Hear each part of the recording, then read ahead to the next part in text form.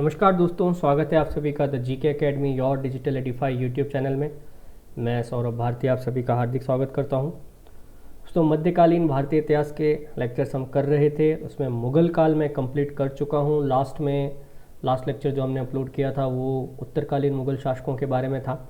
अब मध्यकालीन भारत में बच जाते हैं मराठा साम्राज्य और सिख साम्राज्य, और उस समय जो धार्मिक भक्ति और सूफी आंदोलन हुए वो बारी बारी से इन लेक्चर्स की बात करेंगे। जो लोग चैनल पर नए हैं चैनल को सब्सक्राइब कर लें। कंप्लीट नोट्स आपको इस चैनल पर अवेलेबल होंगे, नोट्स भी मिलेंगे, पीडीएफ भी मिलेंगी। पीडीएफ के लिए आप टेलीग्राम चैनल को ज्वाइन कर सकते हैं। तो आइए शुरू करते हैं हम। मराठा साम्राज्य, वह साम्राज्य जिसने उस समय मुग़ल साम्राज्य की जड़ों को हिलाकर रख दिया। दक्षिण में कावेरी से लेके उत्तर में दिल्ली तक अपनी साम्राज्य का भगवा झंडा फहराने वाले मराठों के बारे में हमें बात आज करनी है। बात करते हैं इस मराठा राज्य के संस्थापक छत्रपति शिवाजी महाराज के बारे में। देखिए, छत्रपति शिवाजी के नेतृत्व में 17वीं शताब्दी में जो है मराठा शक्ति का उदय हुआ। शिवाजी का जन्म जो है वो 1627 में पुणे के शिवनेर किले में हुआ था। शिवाजी के पिताजी जो हैं शहाजी भोसले और माता जीजाबाई जो हैं इनकी माता थी, और संरक्षक जो थे इनके दादाजी कौंडदेव थे। शिवाजी का विवाह सालबाई निम्बालकर से 1640 में हुआ। शिवाजी ने अपने दरबार में मराठी भाषा का प्रयोग किया और धीरे धीरे अलग अलग दुर्गों पर अधिकार करके अपनी ताकत बढ़ाई। ठीक है, ये तो आपके पॉइंट्स जो हैं ये आपके याद करने के लिए थोड़ा सा मैं आपको बता देता हूँ। देखिए, शिवाजी के जो पिताजी हैं वो एक छोटे जागीरदार थे। उस समय जो है आदिल शाही रियासत थी, उसमें छोटे जागीरदार थे। इनको एक किला मिला हुआ था, उस किले की हिफाजत किया करते थे। बचपन से ही जो है इनकी माता और इनके जो ये संरक्षक थे दादाजी कौंडदेव और इनके आध्यात्मिक गुरु समर्थ गुरु रामदास ने जो है इनको स्वराज की प्रेरणा दी। खास करके उस समय के आसपास जो मुस्लिम साम्राज्य था वहाँ पर होने वाले कई सारे अत्याचार, खास करके गो हत्या वगैरह जो हैं उसका मुद्दा लेकर स्थानीय लोगों और मुस्लिम सैनिकों के बीच में झगड़े होना आम बात थी। तो शिवाजी बचपन से ही जो है इन झगड़ों को देखते हुए बड़े हुए थे। इनके पिताजी का देहांत जब ये बहुत छोटे थे तभी हो गया था, और बहुत छोटी अवस्था के अंदर ही इन्हें शिवनेर के किले का जागीरदार बनाया गया। शिवाजी जब शिवनेर के किले के जागीरदार बने तो आसपास के जो लोकल आदिवासी कबीले थे, उन सैनिकों को साथ लेकर इन्होंने अपनी टोलियां बनानी शुरू करी और जो छोटे किले थे उन्हें जीतना शुरू किया। शिवाजी ने 16 वर्ष की आयु में 1643 में बीजापुर के सिंहगढ़ किले को जीत लिया। इसके बाद 1646 में उन्होंने तोरण के किले को भी जीत लिया। इस प्रकार जब ये 2 किले उन्होंने जीत लिए तो आदिल शाही साम्राज्य में एकदम से हलचल मच गई, और शिवाजी को पकड़ने के लिए कई सारे आदिल शाही सेनापति जो हैं वो इनके पीछे पड़ गए। शिवाजी पुणे से दूर रायगढ़ अपनी राजधानी ले गए 1656 में। उसके बाद बीजापुर सुल्तान ने अपने सबसे विश्वसनीय और सबसे आप समझिए कि खतरनाक सेनापति अफजल खां को शिवाजी को नियंत्रित करने के लिए भेजा। अफजल खां के बारे में कहा जाता है कि अफजल खां लंबा चौड़ा एक मजबूत व्यक्ति था और अपने हाथों के अंदर ही किसी को दबा के उसका दम निकाल देता था। शिवाजी इस बात को जानते थे। अफजल खां ने शिवाजी को संधि के लिए बुलाया।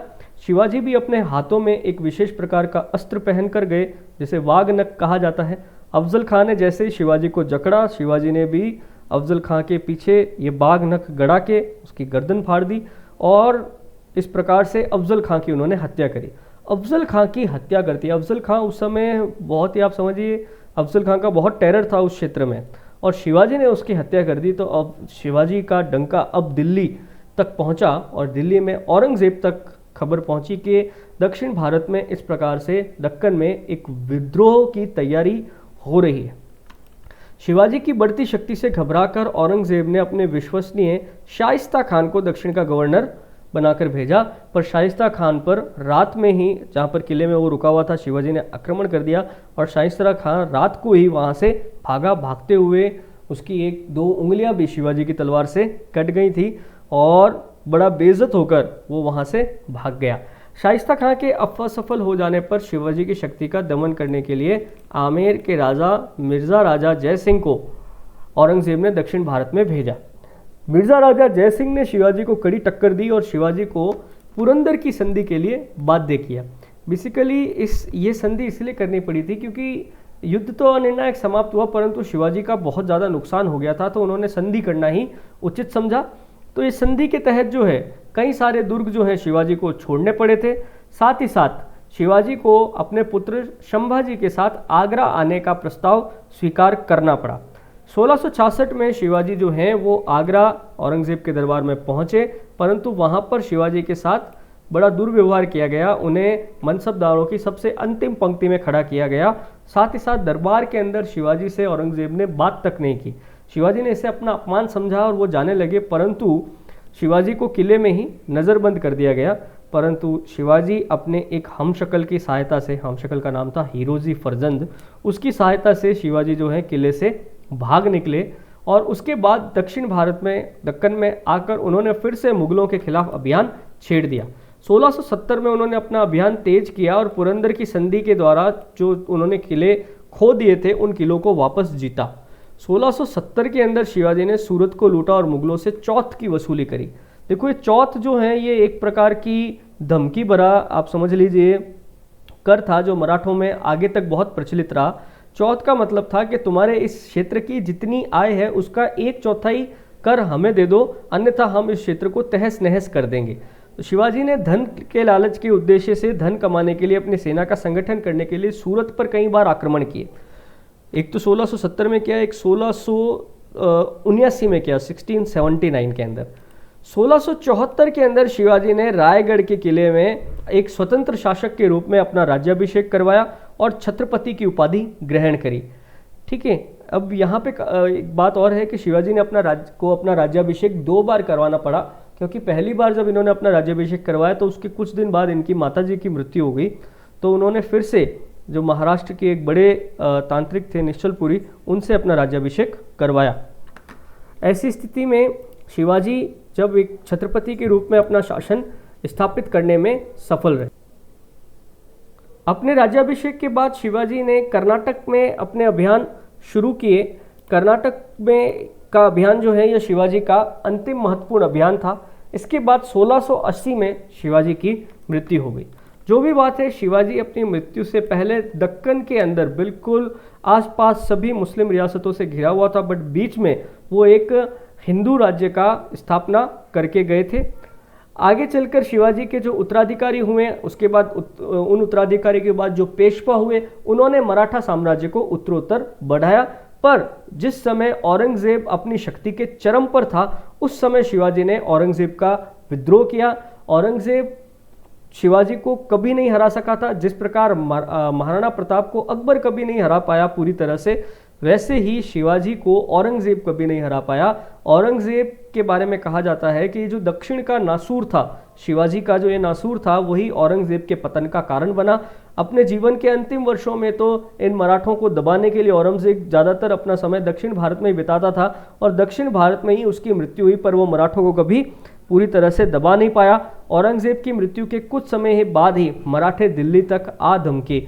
ये सभी संभव हो सका शिवाजी के साहस के कारण। इसीलिए शिवाजी को आज भी भारत के महान राजाओं में गिना जाता है।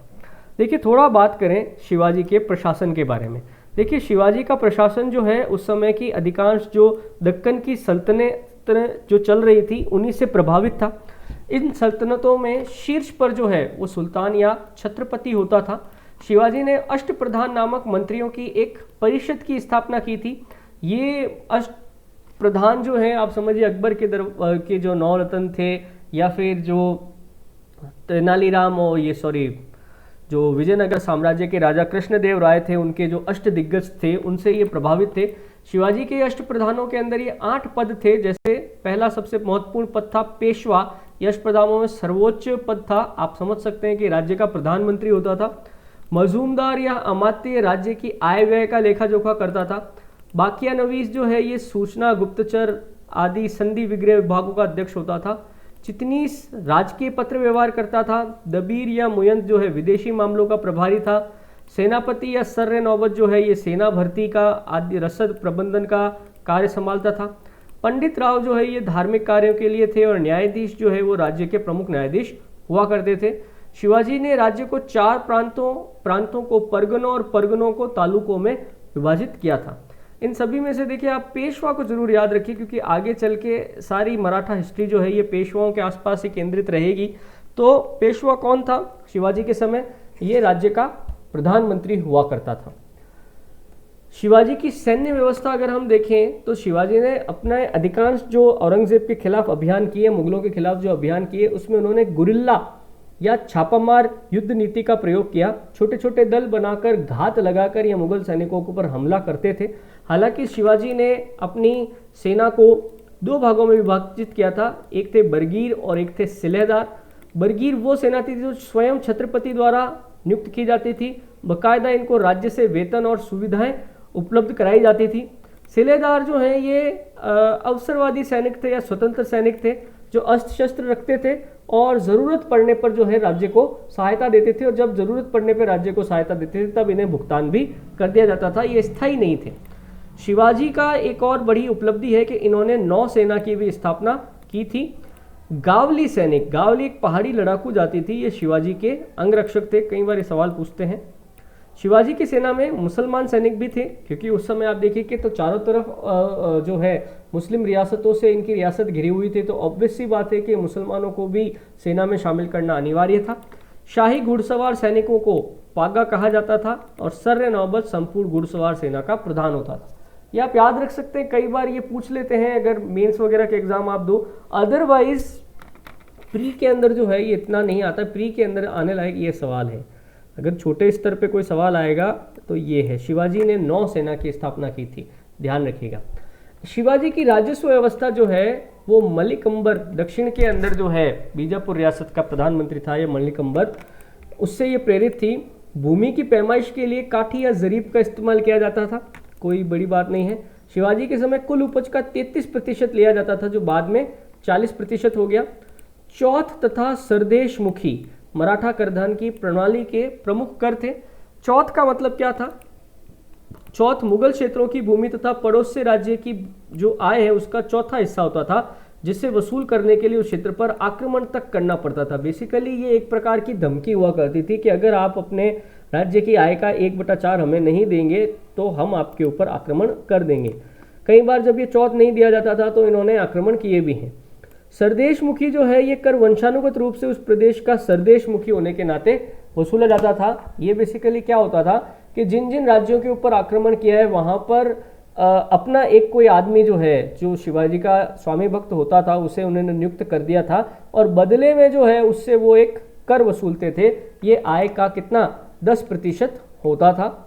जद्दूनाथ सरकार के अनुसार मराठा आक्रमण से बचने के एवज में वसूल किया जाने वाला भी एक कर था। तो बेसिकली आप समझिए कि मराठों की राजस्व व्यवस्था इतनी मजबूत नहीं थी। कई बार जो है मराठे जो हैं इन्होंने जब अपने राज्य के अंदर धन की कमी हो जाती थी तब आसपास के राज्यों पर आक्रमण किए और वहाँ पे लूटपाट भी करी है। खास करके आप देखेंगे कि राजपूताना के अंदर मराठों ने काफ़ी लूटपाट करी। ऐसी स्थिति में जब ये लूटपाट करते थे तो उन्होंने राजपूतों को हुआ या आप समझिए कि मालवा में हुआ, कई लोगों को, कई सारे रजवाड़ों को अपना शत्रु बना लिया, जो आगे चलकर मराठों के पतन का एक कारण भी बना। बात करें देखिए शिवाजी के उत्तराधिकारियों की, तो शिवाजी की मृत्यु हो गई थी 1680 में। उसके बाद शिवाजी के 2 पुत्र संभाजी और राजा राम के बीच में एक उत्तराधिकार का संघर्ष हुआ, जिसके अंदर अंतिम रूप से संभाजी जो हैं वो मराठा साम्राज्य के नए छत्रपति बने। संभाजी ने एक उत्तर भारतीय ब्राह्मण कलश को अपना सर्वोच्च प्रशासनिक अधिकारी नियुक्त किया था। हालांकि संभाजी ने जो है औरंगजेब को लगातार परेशान करना जारी रखा। औरंगजेब के पुत्र अकबर द्वितीय को, जिसने अपने पिता औरंगजेब के खिलाफ विद्रोह किया था, उसे संभाजी ने अपने यहाँ पे संरक्षण भी दिया और उसे सहायता भी दी। हालांकि औरंगजेब ने कूटनीति का प्रयोग करते हुए संभाजी को अलग कर दिया था अकबर द्वितीय से, और बाद में अकबर द्वितीय का जब विद्रोह असफल हो गया तो उसे भारत से बाहर भागना पड़ा था। संभाजी को भी औरंगजेब ने धोखे से दिल्ली बुलाकर कैद कर लिया। संभाजी के साथ साथ जो है उनके पुत्र शाहू को भी कैद कर लिया गया। संभाजी की तो उसी समय हत्या कर दी गई, जबकि शाहू को औरंगज़ेब की कैद में बड़ा टॉर्चर किया गया, उसे लगातार ये टॉर्चर किया गया कि आप इस्लाम धर्म को कबूल करिए।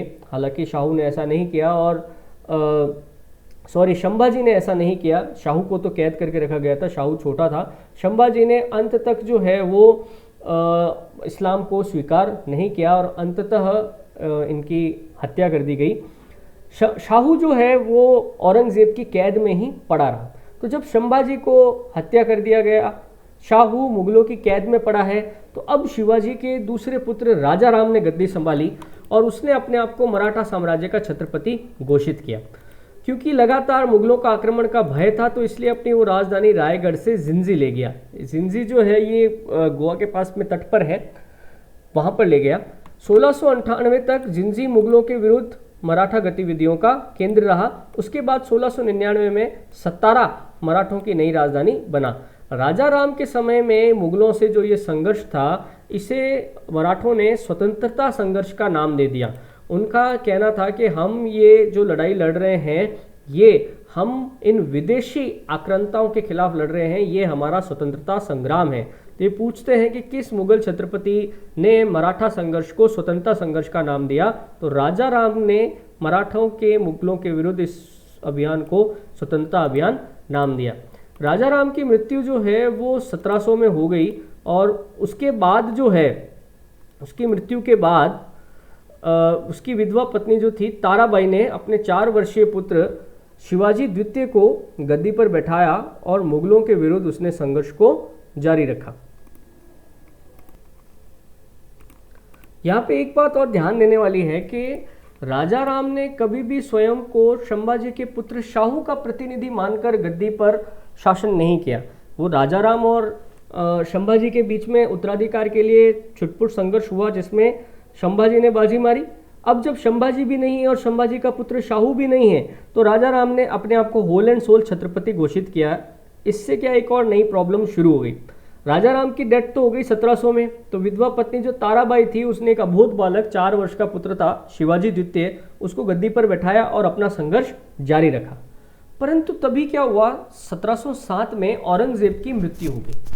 औरंगजेब की मृत्यु के बाद जब उसका पुत्र बहादुर शाह प्रथम गद्दी पर बैठा, तो उसने जो है शाहू को कैद से मुक्त कर दिया। ऐसी स्थिति में जब शाहू वापस पहुंचा तो उसने देखा कि ताराबाई है और उसने ताराबाई को गद्दी छोड़ने के लिए कहा। ताराबाई ने मना कर दिया। तब शाहू और ताराबाई के मध्य खेड़ा का युद्ध हुआ और शाहू की मदद यहाँ पर उस समय के पेशवा बालाजी विश्वनाथ ने करी। इस प्रकार जब इस खेड़ा के युद्ध में शाहू विजयी रहा, ताराबाई को शासन छोड़ना पड़ा और अब शाहू जो है वो नया छत्रपति बन गया। शाहू जो है वो 1707 से लेकर 1748 तक छत्रपति रहा, परंतु वास्तव में शाहू जब छत्रपति बना तो क्योंकि इतने लंबे समय तक वो कैद में रहा था, वो भोग विलास में इतना उलझ गया कि शक्ति का वास्तविक केंद्र जो है वो पेशवा बालाजी विश्वनाथ हो गया।